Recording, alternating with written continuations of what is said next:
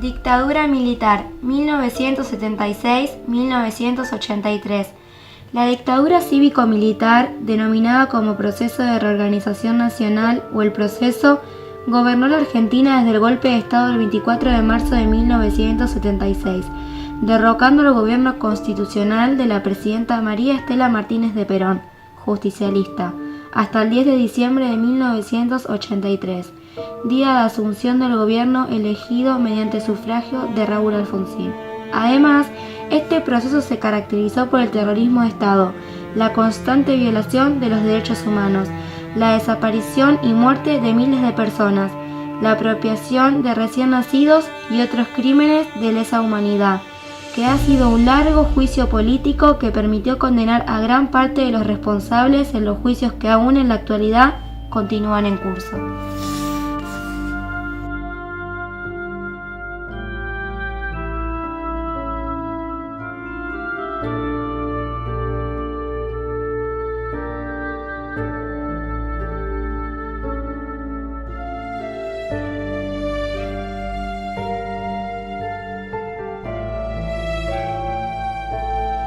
Mundial del 78.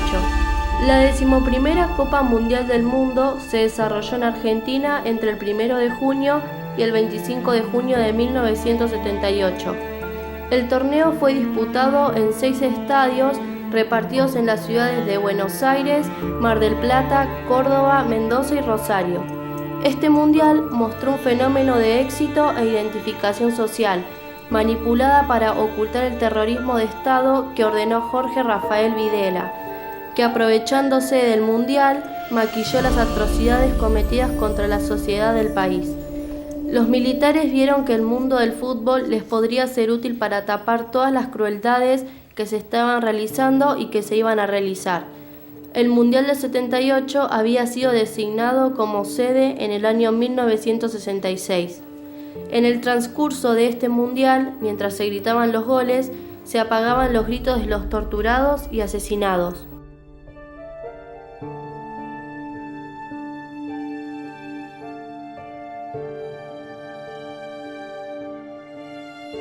El 24 de marzo de 1976, las Fuerzas Armadas destituyeron el gobierno constitucional de María Estela Martínez de Perón e instalaron un régimen autoritario que clausuró la participación política, suspendió las garantías individuales y violó sistemáticamente los derechos humanos.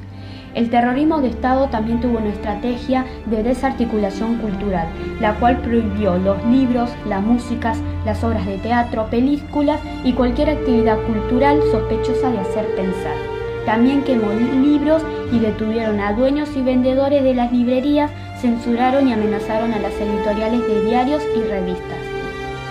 También fue censurada La Torre de Cubos de Lauras de Detach, una serie de cuentos que relataban la vida cotidiana, padres que trabajaban, familias a las que no le alcanza el dinero y que además incluye palabras poco recomendables, ya que el lenguaje debía ser uniforme, sin regionalismo ni connotaciones sociales.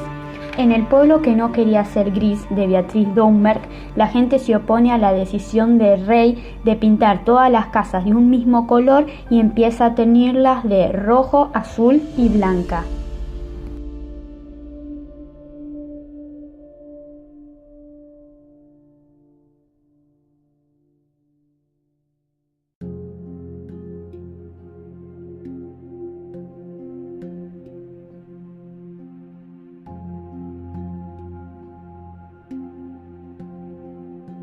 La educación constituía uno de los pilares fundamentales sobre el que la dictadura trabajó para imponer su ideología y censura. Dicha censura tuvo un documento rector, su versión en el ámbito educativo, Conozcamos más a nuestros enemigos, elaborada por el Ministerio de Cultura y Educación en 1977. En él se daban definiciones de guerra, marxismo, comunismo, subversión, que debían ser leídas y estudiadas por docentes y alumnos. El documento narra cómo reconocer la agresión marxista internacional y la subversión consecuente y cómo combatirlas en el aula. También fue censurado el altamente reconocido libro de historias, Las edades modernas y contemporáneas, de Juan Bautista y Gabriel Rivas. Entre las obras religiosas cuestionadas por la dictadura, la que probablemente tuvo mayor trascendencia fue la Biblia Sudamericana de Editores Paulinas, debido a la agresión de la campaña de la editorial Atlántida y por la severísima crítica del obispo de San Juan. Dicha Biblia, de gran popularidad en América del Sur, incluía un amplio repertorio de fotografías, notas y comentarios. Tanto la fotografía como sus epígrafes y otras referencias fueron cuestionadas por marxistas. Si bien la dictadura no la censuró explícitamente, la tirada de la Biblia Sudamericana bajó de 10.000 ejemplares anuales a 1.000 y aquellas personas que la poseían la ocultaban o forraban sus tapas para que no fueran a identificarla. Otro exponente fue el caso del libro de catequesis Dios es fiel. En 1978, 2 artículos aparecidos en el diario La Razón desataron una campaña contra dicha publicación. El autor de los artículos, quien denunciaba la presencia de ideas tercermundistas en dichas obras, argumentaba que así se envenena la mente y enturbia el corazón de niños en las escuelas.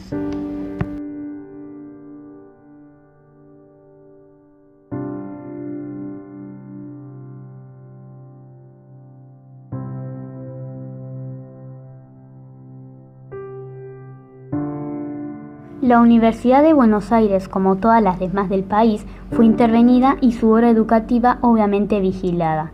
El 25 de marzo de 1976, un grupo armado tomó posesión de las sedes de UDEVA, Editorial Universitaria de Buenos Aires.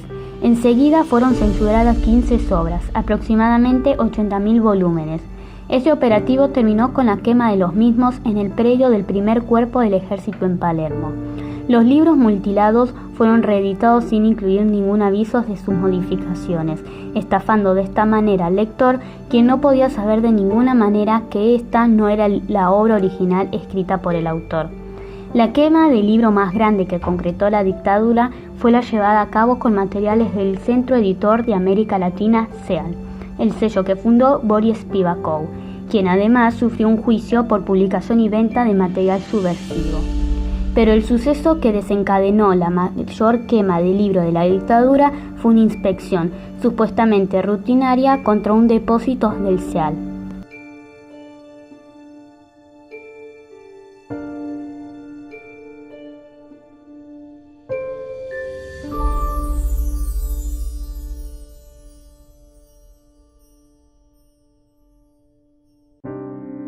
A esta primera incineración de libros se sumó la quema, mucho más mediática, del 29 de abril de 1976 en el Regimiento de la Infantería Aerotransportada, 14 del Comando del Tercer Cuerpo del Ejército de Córdoba, que ordenó la exhibición y posterior quema de bibliografía que había sido robada de librerías, bibliotecas y colecciones particulares.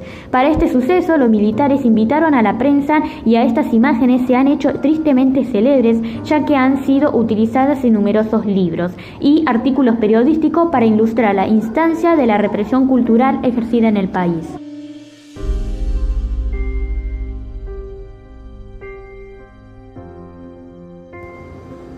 De manera oficial, el fuego se cobró la existencia de las colecciones quemadas en la provincia de Córdoba, pero el fuego también actuó de manera extraoficial a través de incendios o quemas realizadas por personas ajenas al gobierno.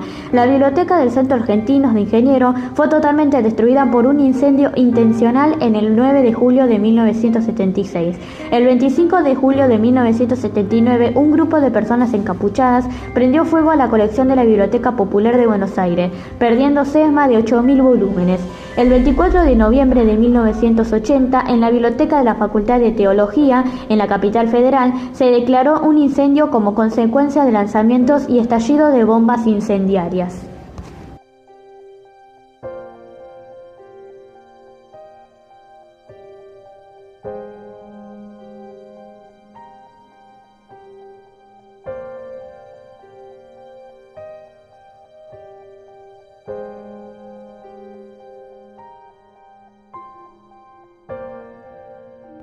El mismo día 24 de marzo de 1976, la Junta de Comandantes en Jefe, en su comunicado número 19, hizo saber que sería reprimido con reclusión de hasta 10 años, el que por cualquier medio difundiere, divulgara o propagara noticias, comunicados o imágenes con el propósito de perturbar, perjudicar o desprestigiar las actividades, las Fuerzas Armadas, de seguridad o policiales.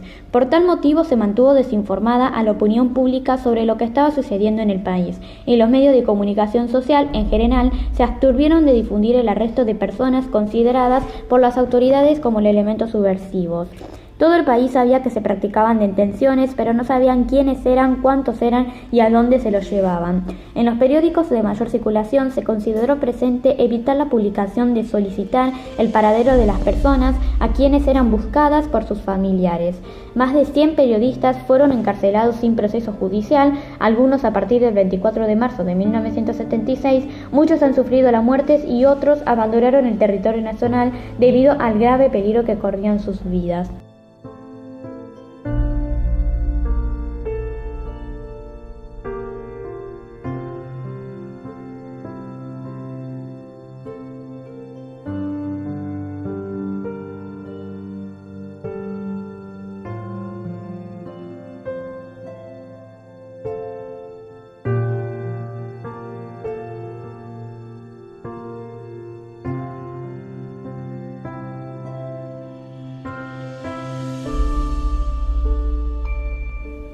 Según la extensa y prolija narración brindada por la hija del escritor, Patricia Cecilia Walsh, su secuestro se produjo el día 25 de marzo de 1977 en la capital federal, en la cercanía de la Estación Constitución, donde había arribado desde su domicilio en la localidad de San Vicente, provincia de Buenos Aires, para realizar una diligencia.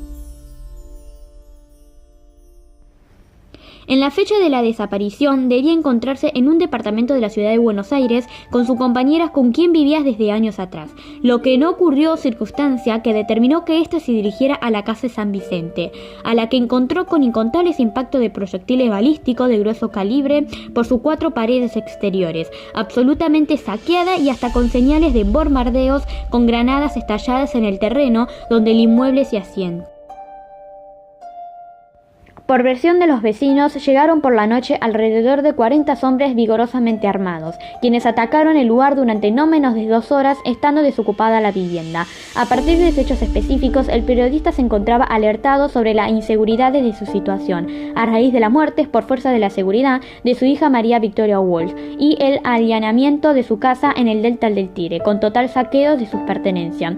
Cabe tener en consideración que entre los objetos de valor robados en su domicilio de San Vicente se encuentran las originales de toda su obra, incluso la inédita de una larga vida de producción intelectual.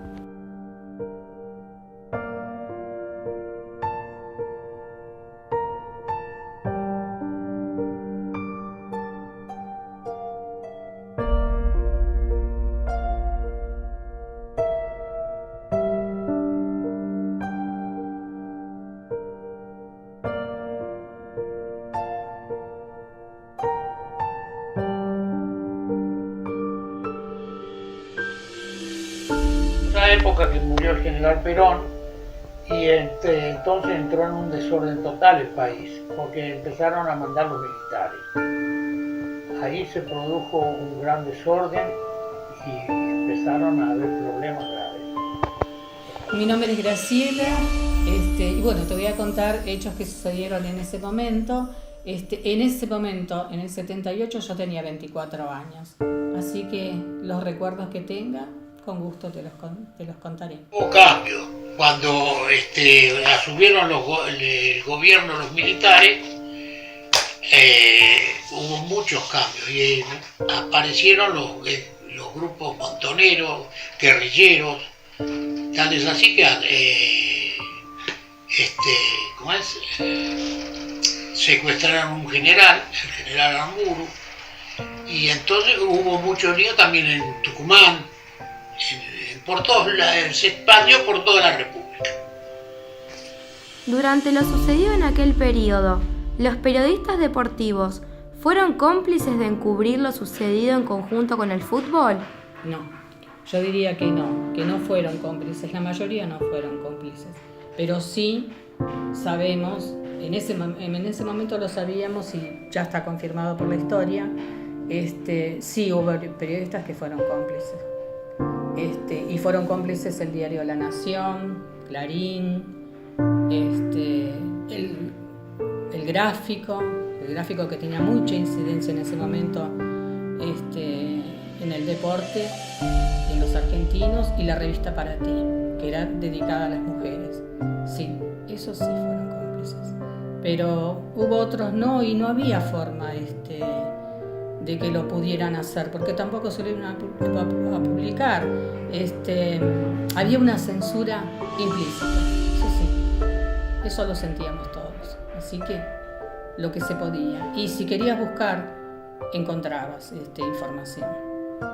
Pero lo que ocasionó el quiebre y fue el perder la guerra contra las Malvinas.